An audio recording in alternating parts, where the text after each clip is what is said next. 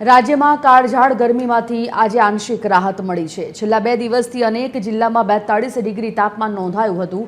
જો કે આજે અનેક શહેરોમાં તાપમાનમાં 2 થી 3નો ઘટાડો જોવા મળ્યો। આજે માત્ર રાજકોટમાં 40 ડિગ્રી તાપમાન નોંધાયું, જ્યારે અનેક જિલ્લામાં 40 ડિગ્રીથી નીચે તાપમાન રહ્યું। વિવિધ શહેરોમાં તાપમાનની વાત કરીએ તો સૌરાષ્ટ્રનું રાજકોટ 40 ડિગ્રી સેલ્સિયસ સાથે રાજ્યનું સૌથી ગરમ શહેર રહ્યું, જ્યારે તેની પાછળ ભુજ અને અમરેલીમાં પણ પારો 39 ડિગ્રીની આસપાસ નોંધાયો હતો। જ્યારે અમદાવાદ, વડોદરા અને સુરત જેવા મોટા શહેરોમાં પણ તાપમાન ઘટી અને 39 ડિગ્રીની આસપાસ નોંધાયું છે, જે સૂચવે છે કે મધ્ય અને દક્ષિણ ગુજરાતમાં ગરમીમાં આંશિક રાહત છે। બીજી બાજુ દરિયાકાંઠાના વિસ્તારોમાં વાતાવરણ પ્રમાણમાં રાહતજનક છે। ખાસ કરી દ્વારકામાં 29 ડિગ્રી સાથે ઠંડુ શહેર સૌથી રાજ્યનું રહ્યું, તો ઓખા અને દીવમાં પણ તાપમાન નીચું નોંધાયું છે।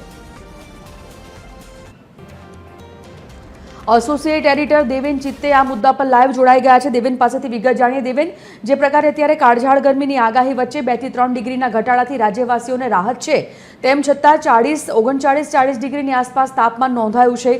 સૌથી પહેલા વાત કરીએ સુરતની, કેવી પરિસ્થિતિ સુરતમાં તાપમાનને લઈ અને રાજ્યમાં હજી કેટલા સમય સુધી આ પ્રકારની ગરમી રહેશે?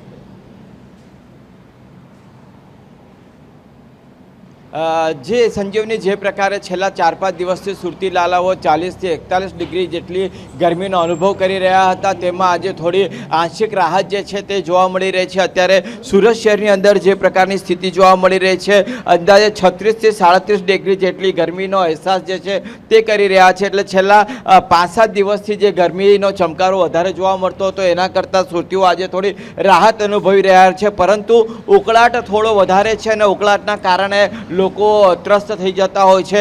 અત્યારે તમે જોઈ શકો છો, આ મગદલા રોડ છે અને ઉધના મગદલા રોડ ઉપર સામાન્ય દિવસો કરતાં જે અત્યારની પરિસ્થિતિ છે એમાં વાહનોની સંખ્યા પણ થોડી ઓછી દેખાઈ રહી છે, પરંતુ જે પ્રકારની એડવાઇઝરી સુરત મહાનગરપાલિકા દ્વારા આપવામાં આવી રહી છે તેની પણ લોકો પાલન કરતા રહ્યા છે, કારણ કે હવે ગરમીની શરૂઆત થઈ ચૂકી છે।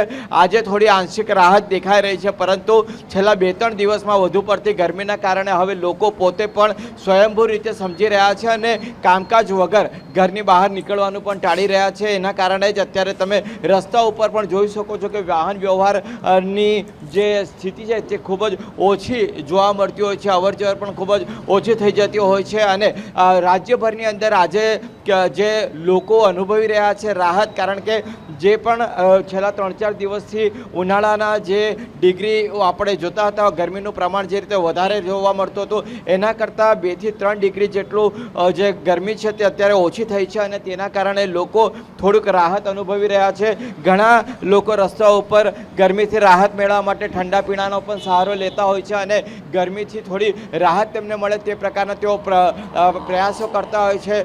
મહદઅંશે લોકો માથા ઉપર રૂમાલ બાંધીને ફરતા હોય છે અથવા તો હેલ્મેટ પણ અત્યારે પહેરીને રહેતા હોય છે, જેને કારણે થોડી ગરમી એમને ઓછી થાય છે। બીજી તરફ જે સિગ્નલ છે, ટ્રાફિક સિગ્નલો, ત્યાં આગળ ટ્રાફિક સિગ્નલ ઉપર ઊભા રહેતા રાહદારીઓની ચોક્કસ થોડી મુશ્કેલી વધી રહી છે, પરંતુ છેલ્લા 4-5 દિવસની સરખામણીએ જો આજે વાત કરીએ તો રાજ્યભરની અંદર તાપમાન જે છે તે 2 થી 3 ડિગ્રી જેટલું ઓછું થયું છે અને તેના કારણે ગુજરાતીઓ આજે રાહત અનુભવી રહ્યા છે। ધન્યવાદ દેવેન સમગ્ર માહિતી માટે।